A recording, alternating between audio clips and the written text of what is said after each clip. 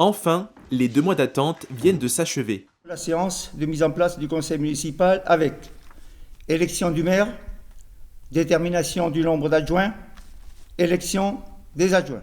Le village d'Hautevillers a pu installer son nouveau conseil municipal comme pour plus de 30 000 communes en France. Christian Lafourcade a dû prolonger son 3e mandat de maire pendant la période de confinement. Plusieurs semaines qui ont été difficiles à gérer. Aujourd'hui, il peut enfin laisser la place à son successeur. Il avait reçu les clés de la mairie en 2001. Il repart avec l'esprit tranquille. Alors, je me sens, je vais vous dire une chose, un peu ému, je ne vais pas dire triste, mais aussi soulagé. Donc il y a tout un mélange de sentiments que l'on ressent à un moment précis.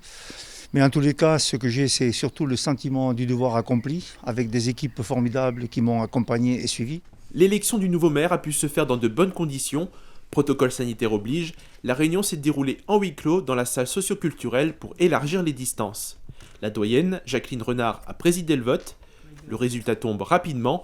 C'est la tête de liste et ancien membre de l'équipe de Christian Lafourcade, Grégory Hott, qui a été élu. À 38 ans, il débute dans sa nouvelle fonction, un défi qu'il est prêt à relever.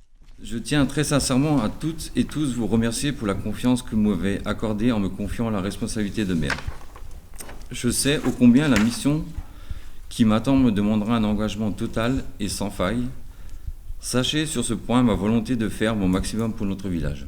Une commune qui compte environ 500 habitants, c'est donc 4 adjoints qui ont été choisis par le vote, Nicolas Heim, Léon Bach, Madi Federspiel et Olivier Heim. Avec son équipe derrière lui, Grégory Hott aura du pain sur la planche. Il devra reprendre les dossiers en cours.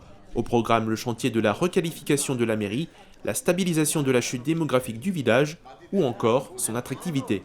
Mais la première tâche importante sera la reprise de l'école qui est toujours en plein débat.